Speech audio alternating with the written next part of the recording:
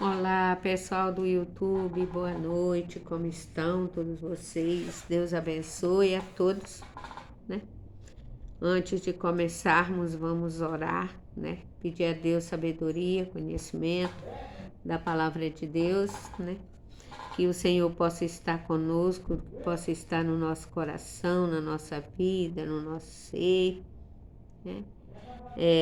Nos encaminhando, né? Vamos orar? Bendito seja o Deus de nosso Senhor Jesus Cristo, para sempre seja louvado. Em nome de Jesus, queremos pedir ao Senhor conhecimento e entendimento da palavra do Senhor. Em nome de Jesus. Amém. Que o poder do Espírito Santo possa estar junto conosco, né? Graças a Deus estamos aqui hoje contando história, né, de vida, porque estamos vivos. E o tema de hoje é Jesus e a igreja, né? Nós vai falar de quem fundou a igreja, né? Vamos falar da porta estreita e de várias outras coisas, ok? E também, meus queridos, eu quero dizer para vocês que o objetivo do estudo bíblico, todos eles eu falo, que é passar a palavra de Deus a todas as pessoas que querem, as pessoas que ouvem, as pessoas que têm desejo de se encontrar com Cristo, né? Então, vamos entrar com providência agora no título, né? Jesus e a igreja, né? E de como as coisas estão. Vamos começar com esse tópico, né? Que diz assim: nunca o planeta teve tantos habitantes como agora. Já teve? Não. Nunca o planeta teve tantos habitantes como agora. Bilhões de pessoas, porém é cada vez mais comum encontrarmos gente o quê? Solitária. Acho que de tantas pessoas que tem, é comum nós ver pessoas solitárias, pessoas na solidão, né? Pessoas sozinhas, né? Aí diz assim: os veículos são compactos e as famílias diminuem. Sim. A igreja foi idealizada por Deus como uma comunidade de amor, crescimento e apoio. Sim. Muita gente está solitário, depressivo, e aí pegam, né? E vão para a igreja se encontrar, né? Porque na igreja é uma comunidade, né? É como uma comunidade de amor e crescimento e apoio à igreja, né? Não deve ser pessoa, aí diz mais aqui, de apoio. Não deve ser fechada como um clube, mas receptiva como um hospital que abriga qualquer pessoa doente. Assim é a igreja. Ela não deve ser fechada, mas ela deve estar sempre de porta aberta para receber as pessoas, né? Assim como o hospital que recebe todos os doentes, né? Que esteja aberto, né? Um hospital funciona bem quando todos os funcionários sabem por que estão ali. Todos os funcionários têm solidariedade. Todos os funcionários têm amor pelo seu trabalho, né? Aí diz mais: e como desempenhar suas funções. Todo trabalham junto com o objetivo de salvar vidas. No hospital é assim, né? Na igreja também é assim. A igreja em si também é assim. Ela tem que salvar vidas, ela tem que ajudar as pessoas, elas têm que ter um objetivo, né? De estar ajudando o próximo, né? Porque tem pessoas hoje, por exemplo, tem pessoas doentes, pessoas depressivas, pessoas que têm todos os problemas na vida, solitário, né? Pessoas que não se encontra, não se acha. Então a igreja é como um hospital, acolhendo todas essas pessoas, né? Com o objetivo de salvar vidas. Tanto assim como o hospital faz, como a igreja tem que fazer. Que ninguém se engane, não existe cristianismo individualista. O cristianismo é para ser vivido em comunidade. Na verdade, não tem cristianismo individualista mesmo. O cristianismo ele é para ser vivido em comunidade. Não adianta eu servir a Deus aqui e não querer o meu irmão ali. Não ajudar, não dar a mão, não dar força, não fazer uma recepção para o meu irmão. Então, isso não é cristianismo. Isso é um cristianismo mais individualista, né? Aí diz mais, o cristianismo é para ser vivido em comunidade, longe da comunidade. A fé se enfraquece e se apaga como uma brasa longe da fogueira. E é mesmo. Longe da comunidade, a fé se apaga. Longe da igreja, meus queridos, a fé da gente morre, né? Aí diz assim, vamos entender agora qual é o plano de Deus para a igreja. Vamos lá, que o tema foi Jesus e a igreja, né? Agora nós vamos compreender. Nós vimos como que a igreja tem que agir. A igreja tem que agir como um hospital, cheio de amor, de paciência, com funcionários inteligentes, né? Que busca aquelas pessoas, tá bom? Apoiam para que aquelas pessoas sejam curadas. A igreja também não é diferente, tem que ser da mesma forma. A Bíblia diz lá em Lucas 13:22, tá? A comparação da porta estreita. Olha só. Aqui Jesus diz assim, ó, 3:22. Jesus passava por cidades e aldeias ensinando e caminhando para Jerusalém. E alguém lhe perguntou, aqui está Lucas 13, verso 22, né? E alguém lhe perguntou, Senhor, são poucos que são salvos? As pessoas perguntaram. Aí Jesus disse assim para ele, ó. Jesus respondeu, esforcem-se por entrar pela porta estreita, viu? Pois eu afirmo a você que muitos procurarão entrar, mas não conseguirão. Esforçar pela porta estreita é o quê? Ser acolhedor, ajudar o teu próximo, tá? Tratar com carinho, viver em comunidade com o teu próximo, fazer a vontade de Deus. Vamos mais pela frente que nós vamos ver mais alguma coisa, ok? A gente vai ler até aqui. Vamos até o 25, né?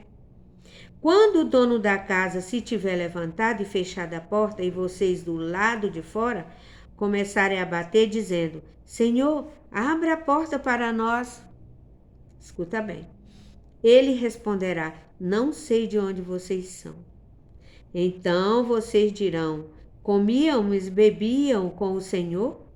Além disso, o Senhor ensinava em nossas ruas, mas ele dirá a vocês, não sei de onde vocês são.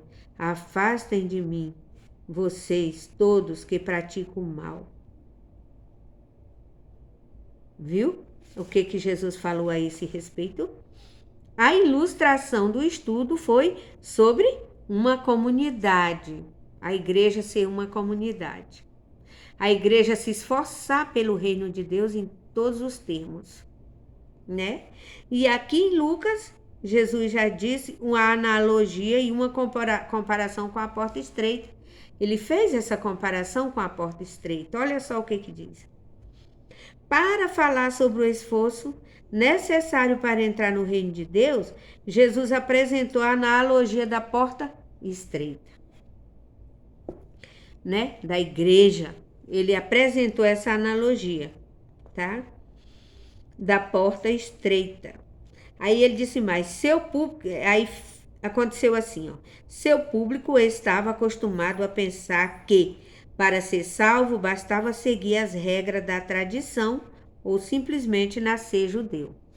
Naquela época, quando Jesus falou, aquele povo que acompanhava ele, eles achavam assim, não, é só nós seguir as tradições que eles ensinam, ou tem que ser judeu para ser salvo.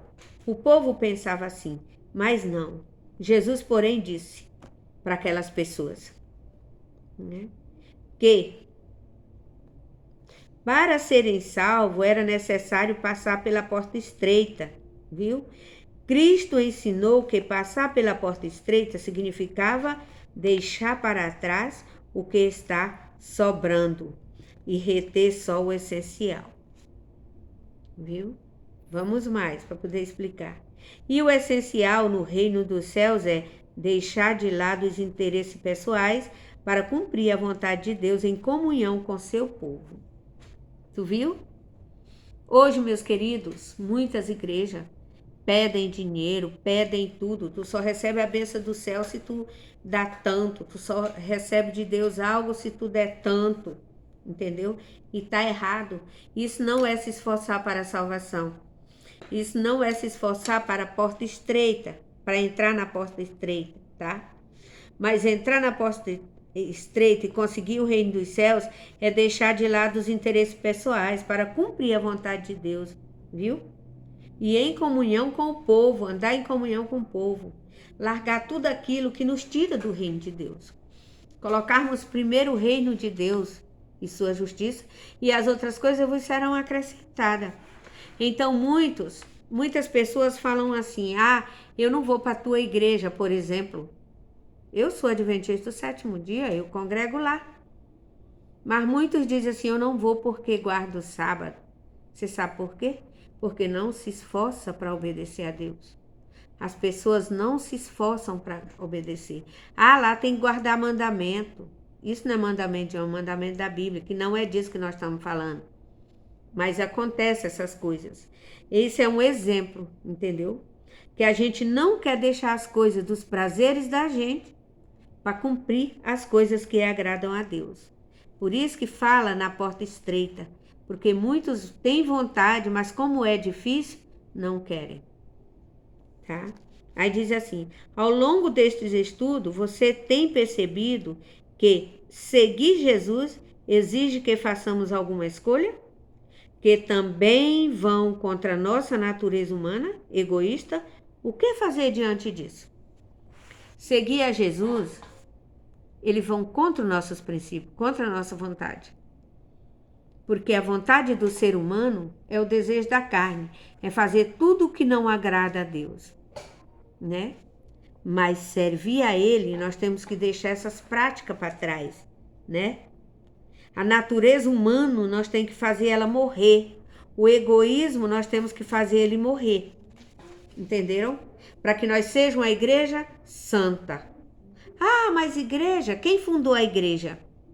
Quem fundou a igreja? Mateus 16, 16 ao 18. Vamos ver quem fundou a igreja? Em Mateus 16, 16 ao 18. Vamos procurar aqui na Bíblia, né? Porque nós achamos e nós vemos por que a porta estreita é tão estreita e muitos não querem, né? Muitos deixam. São muitos que querem, mas não conseguem, entendeu? Mateus 16, 16 diz assim, até o 18, do 16 ao 18, capítulo 16 e do 16 ao 18. Vamos ver aqui, 5, tá? Do 16 ao 18. Vamos ver, meus queridos, tá? Aqui. Diz assim, ó. Verso 16. Respondendo Simão Pedro, disse. Respondendo Simão Pedro, tá? Aqui Pedro e Simão eram o mesmo, tá? Disse: o Senhor é o Cristo, o Filho do Deus vivo, né? Então Jesus lhe afirmou: bem-aventurado é você, Simão Bar-Jonas, porque não foi carne e sangue que revelaram isso a você, mas meu Pai que está nos céus. Também eu lhe digo que você é Pedro, e sobre esta pedra edificarei a minha igreja, e as portas do inferno não prevalecerão contra ela. Você viu? Pedro, a resposta é Jesus Cristo. Através de Pedro ele fundou a igreja dele, e as portas do inferno não iam prevalecer contra ela. Eu não estou falando para vocês, tá? Para vocês que somente a minha igreja é verdadeira. Não, eu não estou falando isso. Mas eu quero que vocês leiam a Bíblia, estudem, me acompanhem nesses estudos, ok? Para que vocês possam entender a palavra de Deus, tá bom? Sobre qual fundamento a igreja foi edificada? Qual foi o fundamento que a igreja foi edificada? Tá, vamos lá?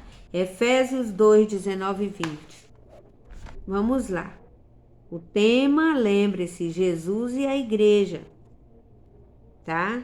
O tema é esse. Nós estamos falando de igreja, falando da porta estreita, como fazer para servir a Deus, entendeu? Que nós temos que se esforçar para entrar no reino de Deus, que nós temos que fazer a vontade de Deus e não a nossa. A Bíblia está cheia disso, tá? Que nós temos que fazer. Peraí, eu vou encontrar bem aqui. Desculpa aí a demora, é porque eu troquei de Bíblia agora. E a minha Bíblia agora é nova, né? As folhas dela gruda, né? Vamos lá.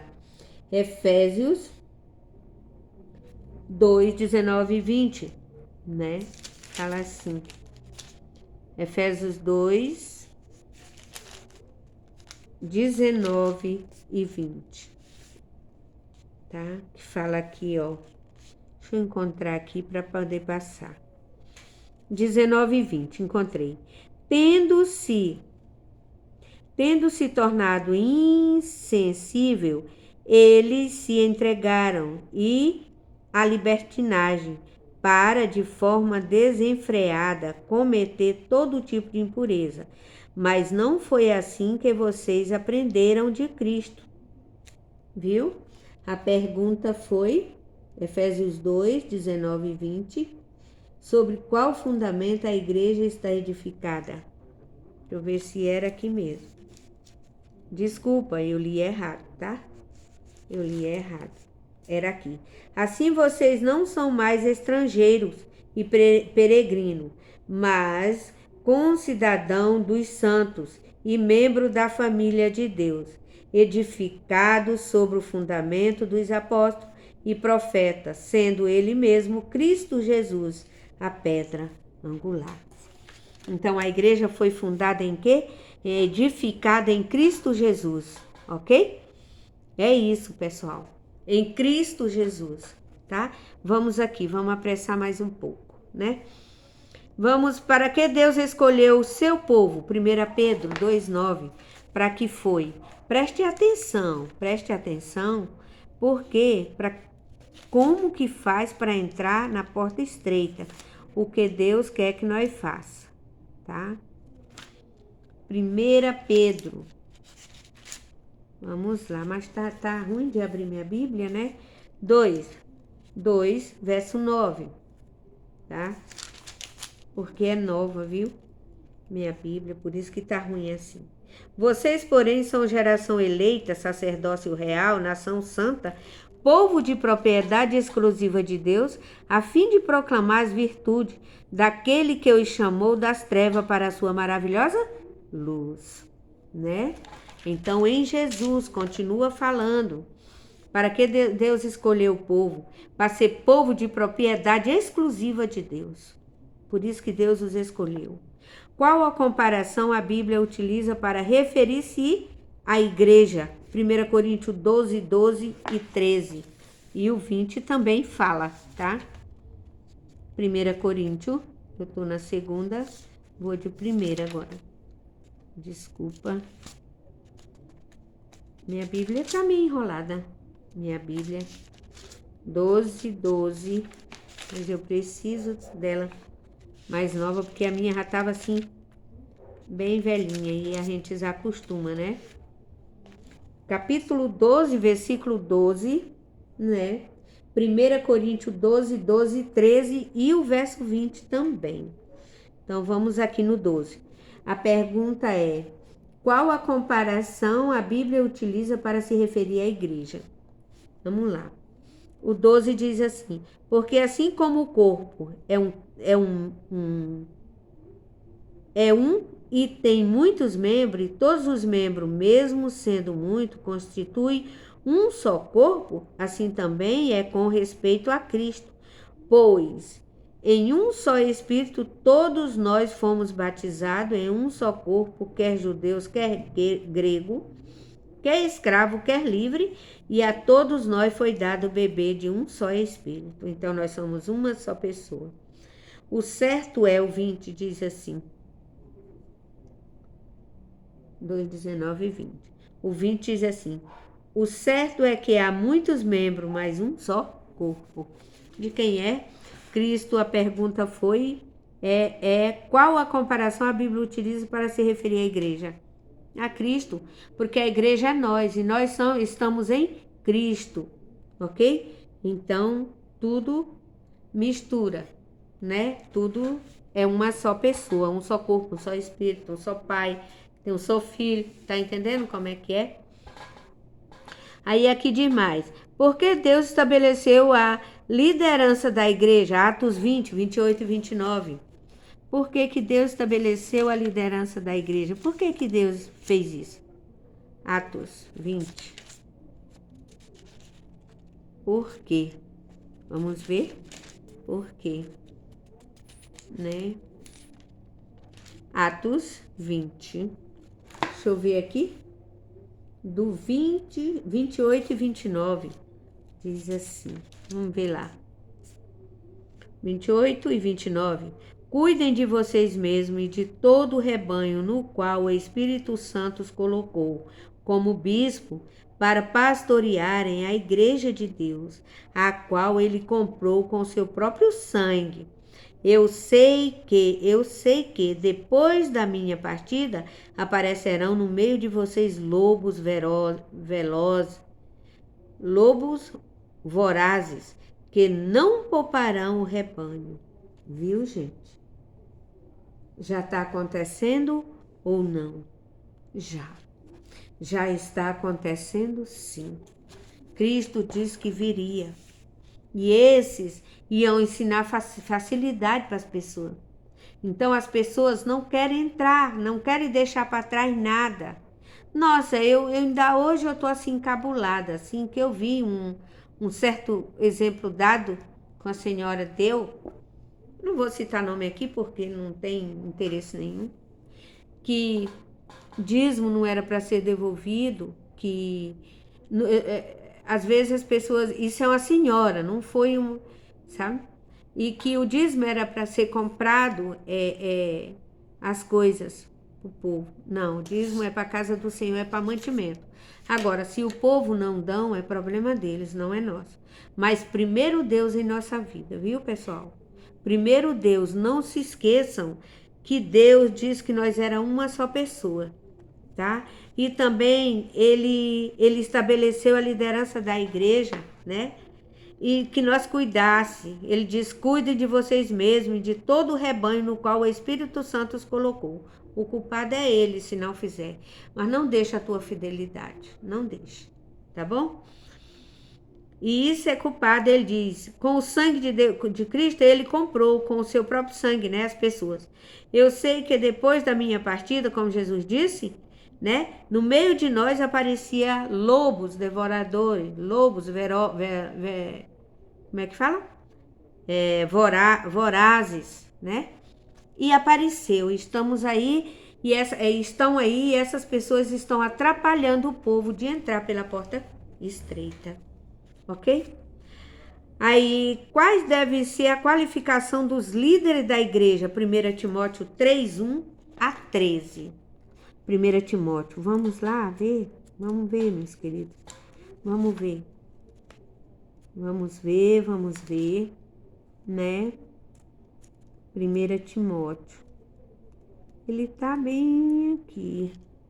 Mas minha Bíblia não tá me ajudando, né? Minha Bíblia tá aqui. 1 Timóteo 3, do 1 ao 13, diz assim, ó. Fiel é a palavra. Se alguém deseja o episcopado excelente, obra almeja, viu? Fiel é a palavra. Se alguém deseja, excelente obra almeje, excelente obra. É necessário, pois, que o bispo seja irrepreensível, esposo de uma só mulher, moderado, sensato, modesto, hospitaleiro, apto para ensinar, não dado ao vinho, nem violento, porém cordial, inimigo de conflito, inimigo de conflito é não gostar de conflito, não avarento, e que governe bem a própria casa, criando os filhos sob disciplina, com todo respeito, pois se alguém não sabe governar a própria casa, como cuidará da igreja de Deus? que o bispo não seja recém-convertido, para não acontecer que fique cheio de orgulho e incorra na condenação do diabo. Vocês viram? Deixa eu ver até onde eu vou aqui. Do 1 ao 13, né? Vamos lá mais, vamos ler, né? Aí diz assim, que o bispo não seja recém-convertido, como eu li, para não acontecer que fique cheio de orgulho e incorra na condenação do diabo. É necessário também que ele tenha bom testemunho dos de fora, a fim de não cair na desonra e no laço de Satanás. Do mesmo modo quanto os diáconos, é necessário que sejam respeitáveis de uma só palavra, não inclinados a muito vinho, não gananciosos, conservando o mistério da fé com a consciência limpa. Ele tem que ser. Também estes devem ser primeiramente experimentados, e caso se mostrem irrepreensível, que exerça o diaconato. Tu viu? Tem que ser pessoas que são dignas, tá? Isso é entrar na porta estreita e muitos não aceitam e não querem. Ainda diz assim, mas isso foi passado, né? Aí diz assim, do mesmo modo quanto as mulheres é necessário que elas sejam respeitáveis, não maldizentes, moderadas e fiéis em tudo, viu? Em tudo. O diácono seja marido de uma só mulher, só governe de uma só mulher e governe bem os seus filhos e a própria casa, pois os que desempenharem bem o diaconato alcançarão para si mesmo uma posição de honra e muita ousadia na fé em Cristo Jesus. Vocês estão vendo? A gente está falando da igreja de Deus. Como que é para ser na igreja de Deus, tá? A porta estreita diz assim, que muitos que querem, mas não entram. É isso aqui. Porque não tem problema não. Eu não perdoo ela mais não. Eu não perdoo ele mais não. Eu vou deixar. Mas eu continuo fazendo a obra. É errado. Por isso que a Bíblia diz, são os tantos que querem entrar, mas não vão entrar, que a porta é estreita. E não vai por coisa de homem. A Bíblia pede para que deixe os seus maus caminhos e viva para o Senhor. Tá? Apague com a natureza da carne e coloque a natureza do Espírito. E geralmente são poucos que fazem isso, né? Vamos aqui, quais são as marcas da identidade da igreja nos últimos dias? Apocalipse 14, 12. Interessantíssimo. Interessantíssimo isso. Apocalipse, vamos aqui, 14, 12, né? Eu já estava no 19. Livro amado, querido. Lindo livro. Apocalipse 14, 12 diz assim, aqui está a perseverança dos santos, os que guardam os mandamentos de Deus e têm a fé em quê? Em Jesus Cristo, viu? Quais são as marcas da identidade da igreja dos últimos dias? A igreja dos últimos dias é aquela que guarda os mandamentos de Deus e tem a fé em Jesus Cristo, ok, meus queridos? Essa é a marca da verdadeira igreja. Irmã Maria dos Anjos, mas tudo isso, vai lá em Êxodo 20, do verso 8, começa do 20, do verso 1, do capítulo 1, ou do capítulo 20, do verso 1, começa dali, estuda para você ver os mandamentos de Deus. Tem pessoas que dizem que não é mais necessário, porque Jesus já rasgou o véu, porque foi no Velho Testamento as coisas e não é assim.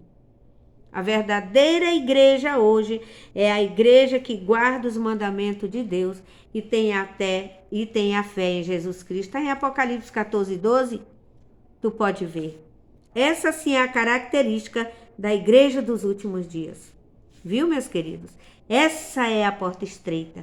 A porta estreita que ninguém quer entrar. Muitos querem, mas não vai. Não. Se fosse diferente, eu ia. Se não precisasse disso ou daquilo, eu ia. Tá? Essa é a característica da igreja da porta estreita. Que muitos não vão querer entrar e podem se perder. Ok? Qual a missão da igreja? Está lá em Mateus 28, do 18 ao 20. Vamos ver?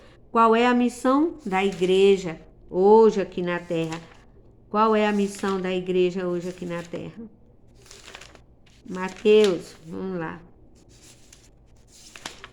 Essa minha Bíblia, 28, né? Capítulo 28 de Mateus. É porque ela é novinha e eu tô amando ela. Mas ela é nova, daí ela me fica mais 28, São Mateus 28, e o versículo é do 18 ao 20. Vamos ver lá? A pergunta é: qual é a missão da igreja hoje, para os últimos dias? Qual é? A partir do verso 18, fala assim, né? Verso 18. Jesus, aproximando-se, falou-lhes, dizendo: toda a autoridade me foi dada no céu e na terra. Portanto, vão e façam discípulos de todas as nações, batizando-os em nome do Pai, do Filho e do Espírito Santo, ensinando-os a guardar todas as coisas que tenho ordenado a vocês. E eis que estou com vocês todos os dias até o fim dos tempos. O que foi que Jesus mandou fazer? Né? Que nós saísse, né? E fosse, né? Com toda a autoridade, falando, né? Vão e façam discípulos por todas as nações, batizando-os em nome do Pai, do Filho e do Espírito Santo e ensinando a guardar todas as coisas. É uma obrigação. A igreja, a missão da igreja hoje é isso: batizar, fazer discípulo na terra, mostrar que as pessoas têm que guardar os mandamentos. Como diz lá em 1 João, filhinho, se me amais, guarda os meus mandamentos. Gente, pelo amor de Deus, acordam. Vocês e não estão guardando os mandamentos como é para ser guardado. Acorda, entra pela porta estreita, porque lá está a felicidade, porque largue a porta que conduz à perdição. Gente, por favor, obedeçam a Deus, deixam o velho homem para trás e busque a nova criatura, buscando as coisas de Deus, tá? Buscando o Senhor, tá? Diz assim: qual foi a principal lição que você aprendeu nesse estudo? Qual foi? Aprender que é a porta estreita que te leva ao reino dos céus. É fazer a vontade de Cristo que te leva ao reino de Deus. Gente, tem muita gente enganando muita gente. Guarda os mandamentos de Deus e a fé em Jesus Cristo. Está lá em Apocalipse 14, 12. Qual é a igreja remanescente? É a que guarda os mandamentos de Deus e tem o testemunho de Jesus Cristo. Tá? Não, Jesus não disse para nós deixar de guardar. Jesus não falou isso de jeito nenhum. Como que tu vai amar o teu próximo se tu não guarda os mandamentos e amar a Deus, para Deus te restaurar e te dar amar pelo teu próximo? Não. Ah, mas não, irmã Maria Luzinete, não é assim, irmã Maria dos Anjos, porque Jesus disse assim que amar o teu próximo, amar o Senhor teu Deus, teu coração e o teu próximo como a ti mesmo. Desses 2 mandamentos depende toda a lei e o profeta. Sim, Jesus mentiu? Não, ele não mentiu. Mas se para tu mostrar que tu ama a Deus, tu tem que observar os mandamentos do Senhor, não é assim? Aí sim, tu ama o teu próximo, porque tu vai aprender, tá? Então, estreita é a porta e larga é o caminho que conduz à perdição. E são muitos que entram por ele, porque não querem enxergar e deixar o velho homem para trás. Deixar os feitos para trás. Ninguém quer. E é por isso que vão se perder, ok? Aqui diz assim: as características da igreja do Deus vivo. Eu vou passar os capítulos e versículos para vocês, para que vocês anotem e aprendam aonde fala nas características da igreja do Deus vivo, tá?